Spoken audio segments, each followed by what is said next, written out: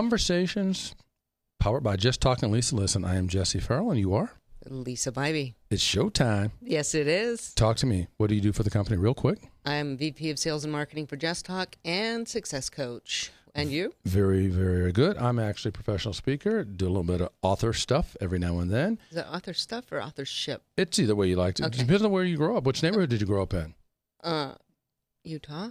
Then let me say it properly. I find myself being one of those authors of the day.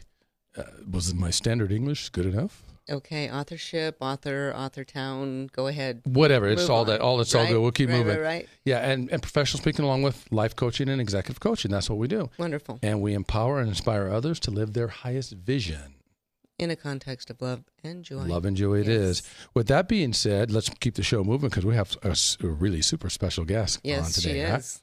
And what would you like to say about that? I would like to welcome Lori McNamara to the show today. Yay! Oh, Yay! sweet. Welcome, Lori. This is going to be a really cool show. Lisa's going to announce the topic, and you have a very cool signature piece in this topic that's going to be moving, shall I say. And the topic is key insights and loss and grief of a loved one. Yes. And our relationship, why Lori is here today, is that Jimmy, her husband, who's no longer in the flesh on this earth, he and I had a huge Facebook connection. The picture that's on my cover picture right now, I took down, and he immediately, 2 seconds later, said, "Put that picture back up." That's what everybody knows you for. Are you crazy?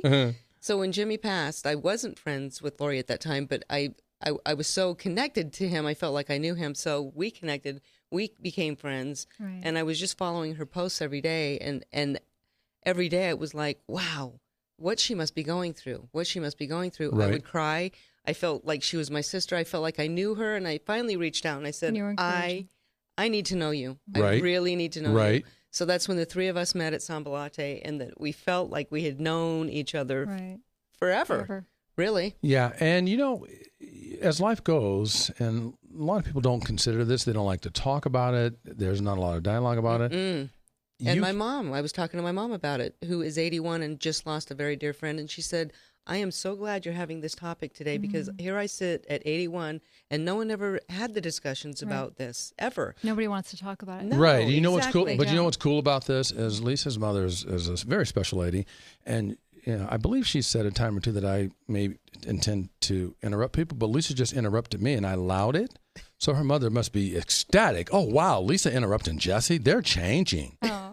So that's a good thing. Yes. But we're all going to lose precious ones in our lives, right? And We that's need to talk about it and express our feelings. Yeah. And a lot of people don't want to hear it, and they don't know what to say to you. And it scares them. I think it's fear. It's fear that keeps people from not saying anything. It took me a long time to even ask you, Right. get the courage to ask you if you would be willing to talk about it, because it's a big deal to talk about. To talk about. Yeah. It is a big deal. And I think mostly because growing up, because it's not spoken about, we have no backdrop. We have no experience. We have no vocabulary. Right. And we have all those feelings that race up and down all over the place and nothing to navigate or put us back on course. Not to try to get over things fast, but just how to work through a process, right? And everyone handles it differently. There is no manual that says, hey, deal with it this way, because each of us are so individual in the way we feel. Yeah, and that's what I learned as I went along. Yeah. No one understood me, and I had to express it through Facebook, which was a neat way to share it. Yeah. And I didn't know that I was going to. I just felt after he passed away, I had to say some things because he had so many people following him on Facebook. Nice. You wanted to speak to them. You wanted to have a voice. Yeah, You wanted that's to. exactly it. They're all watching. I mean, the moment he passed, it hit Facebook, and it was like wildfire. And everyone knew. I mean, before family knew.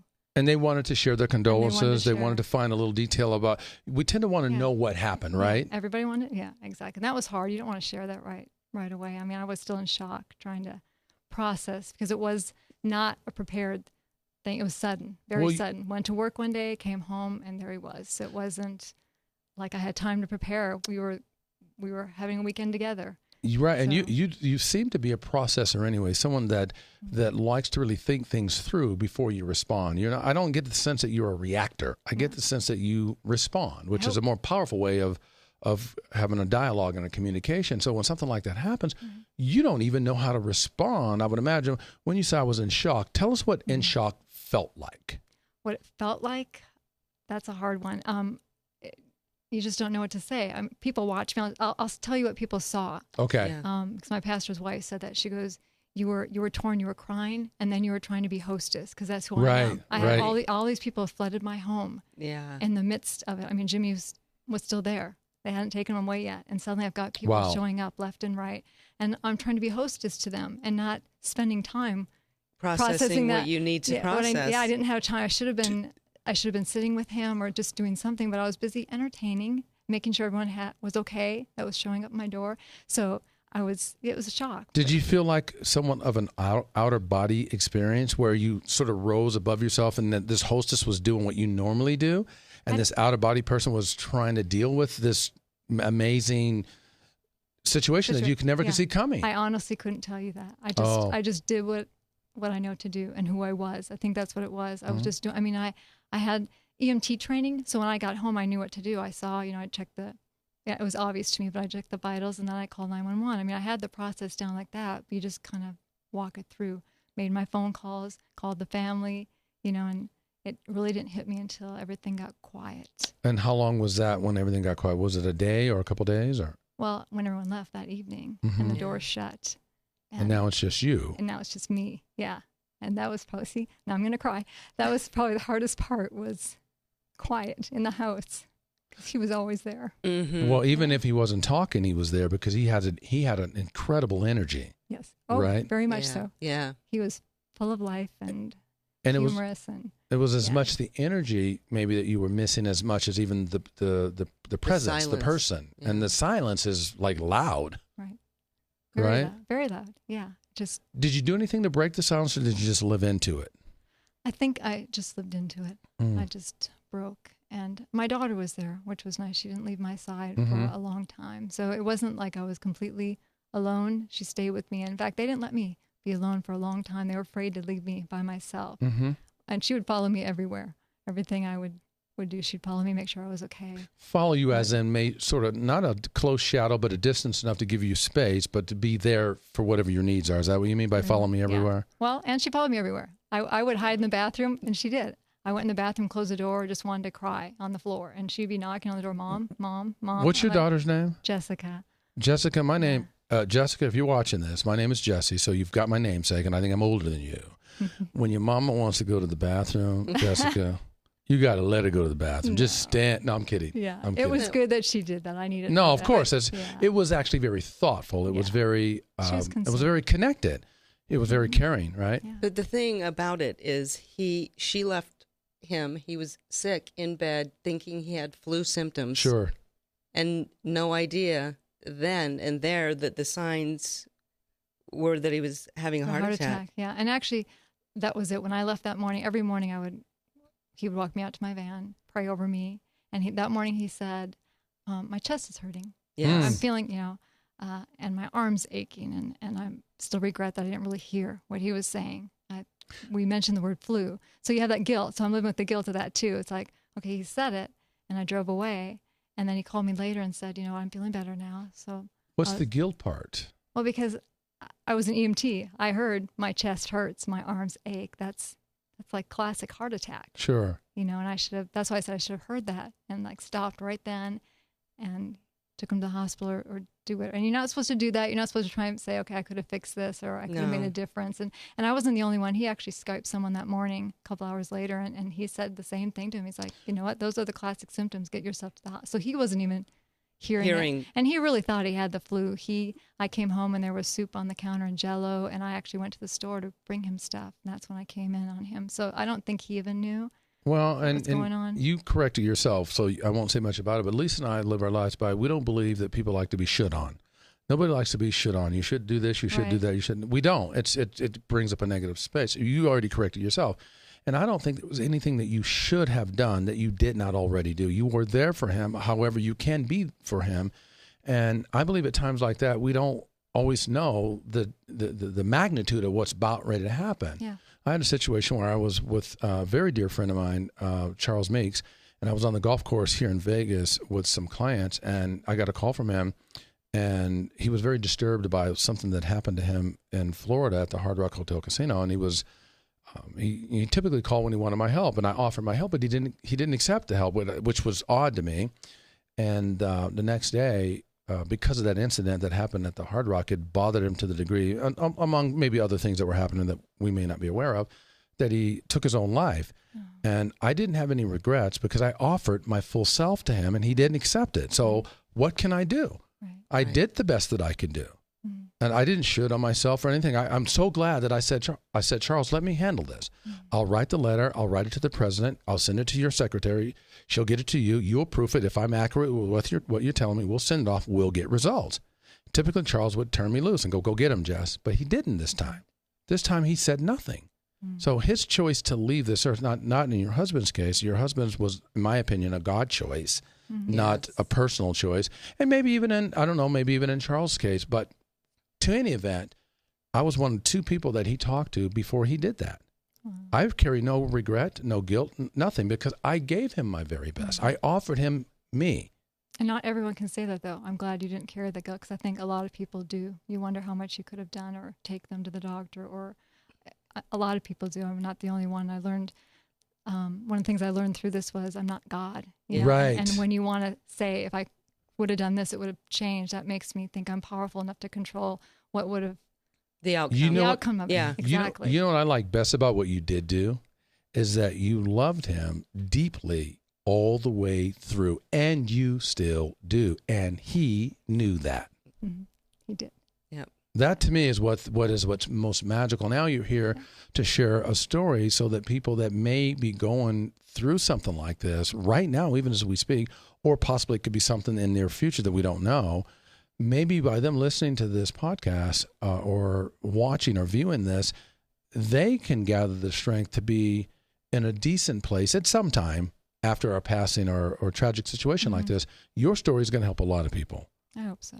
Yeah, that's the reason I've been writing what I have on Facebook, because I know that some been people very can't. Therapeutic. Yeah, it's very therapeutic, and a lot of people won't say what I've said and be real about it, and say every detail and how you're feeling, because you're afraid to. Very much. And sometimes I'll put it out there, and I'm afraid I've said something too much. Yeah. But then I get responses back saying, "Thank you. That's exactly what I felt." And I think it's done a lot of healing for a lot of people. Yeah. I don't think you can see it as too much. It may be too much for this person, but not for that person. Right. It may be over the top for John, but perfect for Susie. Exactly. I think you express yourself how you express yourself with no apologies, and people take and get what they want. If they don't dig it or it's not working for them, move on. Move on. And that was a lot of what I said, was I had to be real, and I wanted people to be real and not sugarcoat things. This is exactly what happened. This hurt, and it was scary, and I'm feeling like this, and I'm crying, and I can't handle the loneliness. I mean, you just share every ounce. And a lot of people they would say to me constantly, "You're doing so well."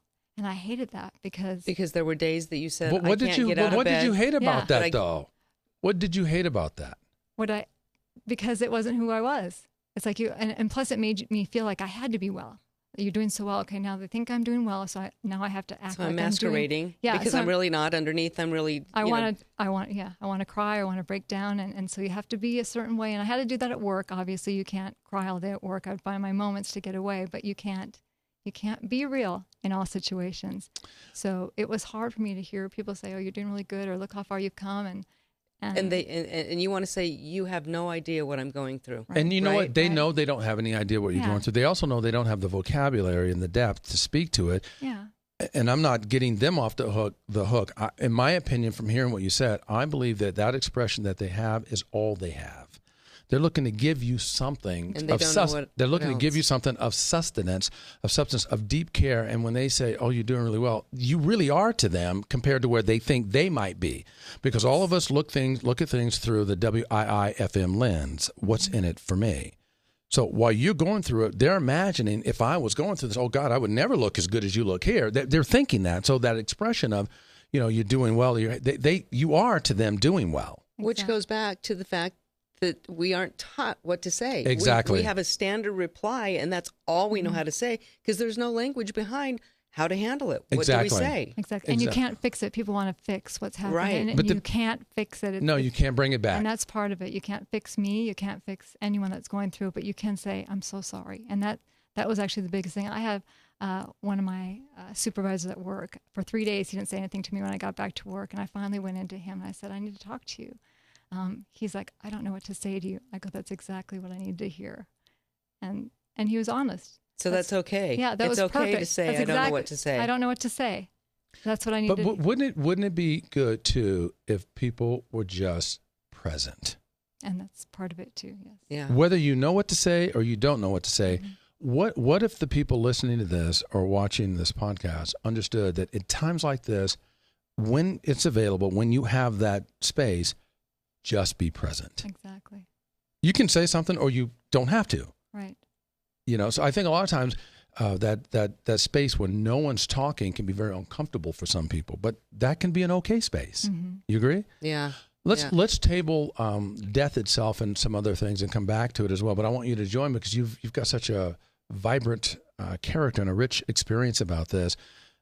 People in your life have passed away. How have you handled it? Like your father, specifically. That was the biggest loss. I mean, clearly I've lost grandparents and such, but losing my dad was the hardest thing. Why so? I know he's your father. We get that, but why so? Living in Vegas and him living in Utah, I knew when I left him that I would never see him again. Mm-hmm. So I was never prepared of how to deal with that myself. But you actually dealt with it quite powerfully. I saw that and I was there.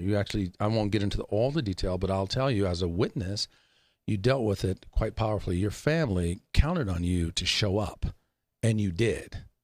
For your entire family, you showed up for that whole service and for his passing.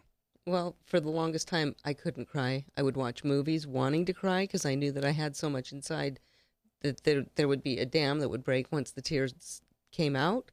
And that finally happened like 6 months later. Can you relate to that too? I just cried and I could not stop crying, literally, for 8 hours. The tears just kept coming. It happened at work. I had a breakdown. My boss said something, and it was the littlest thing. And I was trying to cry, and I couldn't. And she said something, and I was done. I was toast. Yeah, there's a lot of triggers. Yeah, I actually cry. I cry all the time, so that it was easy for me to cry. But yeah, some people, my daughter can't cry very well either. Yeah. Did you cry as a matter of expression? Did you cry as a matter of uncontrollable? It just came. It was uncontrollable. It was expression. I was angry. I screamed a lot. Yeah. You know? Who were you angry at? I was angry at God. I figured you were going to say that. Yeah. Why did you take my? I was very angry at him. That's what I think a lot of people, if you are God, why are you taking the best people? Can I sneak in on this with you ladies? Yeah. My mother had 6 children, and I was the second born of all 6. And when my mother can be a bit of a cantankerous lady. She's a soul sister from the South that said what was on her mind and could ball up her fist and go after it. And in the last 4 years of her life, I got really, really close to her. I was always connected to her, but extremely close to her. And when my mother passed, I celebrated. I was not angry with God. It was a celebration because my mother suffered. We all suffer from time to time, and some of us suffer longer and harder than others. But my mother's since I was 13 years old when my parents divorced until my mother passed, she suffered because she missed my father that whole time. So she always lived a life in major suffering, and a lot of it in solitude, no matter whether she was in another relationship or not. Mm-hmm. So when my mother passed, I celebrated it because I knew she was going to a better place, and I knew she would no longer be suffering. Mm-hmm. That's how it felt for me. You were unselfish. You thought about her. My sorrow was selfish. Yeah. But not on purpose, just because naturally, right? Yeah, naturally. Good call. Because Jimmy he's in the best place. So good call. Right. It was all about me. It's like, how could you leave me? Yeah, how could you exactly. leave me? But we all deal with things different ways depending on the landscape and the path that was laid before the incidents happened. Mm-hmm. Well, how about when you came over and you said, my mother just passed, and Alex and I were sitting in the office, and he said, Jesse, how can you be so calm right now that your mother just passed? because I think he was thinking, if my mom had just passed, I certainly wouldn't be having the demeanor about you that you do. So speak to that a little bit. I said to Alex, I said, because I know that I did the very best for and to my mother before she passed. I'll never forget, she asked me for a cell phone. I go, Mother, I really can't afford a phone right now. There's a lot of incidents going on in my life. And I'm thinking about like kids do, they forget. And about 6-7 months later, I thought, wait a minute. My mother asked me for a phone. I go, why don't I just get her a $20 phone? I go, why would I get my mother a $20 phone? I'm carrying this iPhone, this magnitude phone. So I got her the exact same phone that I was carrying. I sent it to her, and it made her so, so happy. And what made me feel good is, the faith that I have is listening to the message, and allows me to respond at those times. And so I was so happy to get her something that she wanted, even though she was about on her way out. And it left me feeling good that I did the very best for her, no matter what the consequences on my side were. And that's where I'm living. I'm living in the space of giving her my very best. And beyond that, what is it? What is there? You had no regrets. No regrets, zero. Now, would I like to be able to have a conversation with my mother? Sure, that would be wonderful. We had a great, colorful relationship, but is that possible? No. The situation is different, and I feel good that I did what I could for her. My uncle just passed away recently, Jesse Daniels, which is what the guitar in the back behind us is about, celebrating him, because we're talking about how you leave them feeling. We're talking about your story and Jimmy's story. And that you left me feeling great. Right. And when he passed away like that, I canceled all my coaching sessions. I got straight to the hospital because it felt serious. And I stayed with him from, say, 11:30 until about 4:30 I left. And when I left, shortly after that, he passed. But I'm glad that I put everything down and went by his side. My uncle grabbed my hand. My uncle's one of those tough boys from the South, excellent guitar player that played with B.B. King and many other greats. And he'd never hugged me. He'd never kissed me. He'd never told me that he loved me, except for that day. Wow. And then he grabbed my hand. Yeah. That's nice. Perfect. That's my uncle. That's awesome. And so he grabbed my hand and he pulled me close and he loved me, told me that he loved me. And he told me, keep living your life the way you're living it because you're doing it right. And we all need to follow that. And I knew he was leaving me because he held me for 15 minutes. Oh. I knew he wasn't going to stay on this earth. Just like your second mother. Yeah, my second mother, when I went to visit her, her eyes were glazed over. And I looked at her, I tried to get her attention. I was dancing with my father. I was playing games. I showed her a picture of Lisa. She loved Lisa. I showed Lisa as a little girl. She gave me no reaction. Lisa had this hunk of a father. This guy is good looking. Make you want to consider maybe, switching teams. This guy was really good looking. So I showed him Lisa's father, and one eyebrow goes up in the air. And that was the only reaction I ever got from her. And then shortly after that, she passed. So I really think life is not about what happens to us, Lori and Lisa. I think life is about what do we do about what happens to us, and how do we prepare ourselves for the things that we don't even know we're preparing ourselves along the way. Just constant and never-ending improvement. Never let that stop. And can I say, as you were sharing, like making sure that almost like you had done what you're supposed to do, and that's one of the big things that I share is please let people know that you love them. Let your family know you love them, that you don't want to wait. And my daughter, that was big. She didn't know if she told Jimmy that I love you, but she did because Jimmy had told me that. So you that's really important. That's very important. You have no idea when. You don't know. My Uncle Jesse, he never really said "I love you" those actual words until that day, but he always showed extreme care and extreme sensitivity, and he always wanted to make sure my mother, Willie Mae Farrell, that her kids were all right. He always checked on us. He was incredible. He really was an incredible person. That was his way of showing love. Or if things aren't right with people in your life, make it right. Make it right now, because you never know if tomorrow will come. All we know we have is right now. And you don't want the regrets. No, you don't. And see, because the regrets are hard to shed. That's another layer. Let's talk about some grief cycles really quick. You want to read the 5 stages of grief? So I really want the people to get from this, especially with Lori here, who's just going through the denial, anger, bargaining, depression, and acceptance are a part of the framework that makes up our learning to live with the one we lost. That's very true. All those. Yeah. All that, and don't they don't necessarily come in any order. No, and they go back and forth. Right. I thought I was done with the anger, and then it came back, and and the depression comes and goes. And where are you now, Lori? acceptance, is that what you had said? Yes. Yeah. Yeah. Interesting, because I mean, obviously I accept that he's gone, but acceptance of what I'm going through is really hard. Like the loneliness. I'm like, okay, you know what? I'm embracing this for the first time. I'm embracing the grief. I'm embracing it instead of trying to run from it. I'm accepting. And it's been a year and a half? It's been 16 months and another week. Okay. Yeah, wow. Not very long. If you don't want to answer this, or if you need time to process, do it. But I have a question for you. Lisa and I talked about this before. What are your best words of advice for someone going through such a huge loss? What could you say to someone that's going through that right now? Be real.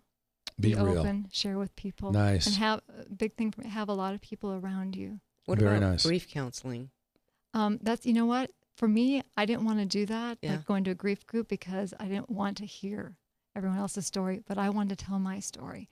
So, but that was your expression. That's what I do through Facebook. I could share it, and people responded back to me, but I didn't want to hear everyone else's story because I was focused on mine. So their replies were your therapy or grief counseling, exactly, right? Yeah. Because that was part of your community. That was your village, Right. and you knew they cared. I did. And for that moment, I mean, I'm starting a grief group actually in a few weeks. So I'm ready now to talk and share with other people. And so it all depends where you're at. I think everyone's different. Some people don't want to go. Some people need to go. Yeah. Right. Everybody is different how they handle grief. It's so true. I hear what you're saying, and we're all different. I believe on some level, I believe people should get some level of professional counseling, not necessarily to stay in it, but just to help them decide whether that's for them or not.